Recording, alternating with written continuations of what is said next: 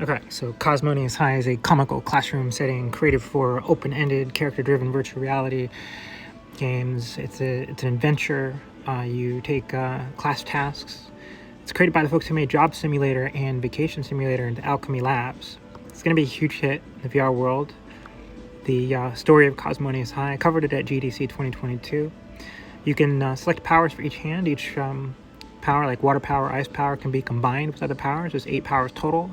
They can help you solve puzzles. If you combine ice and water, you can shoot ice cubes. In my demo, I used water to put out fires on the walls. Cosmonius High features the largest map ever created by Owlchemy.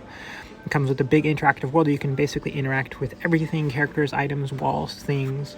This time, the major focus is on increasing the depth of interaction for each character.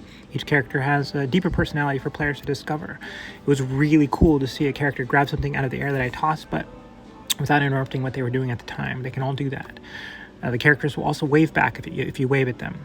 The order that you want to do the game assignments in is entirely up to you. But you'll enjoy a very delightful high school theme, which each character has a high school archetype, such as one player's great at sports, cheerleading, chemistry, etc. You take it back.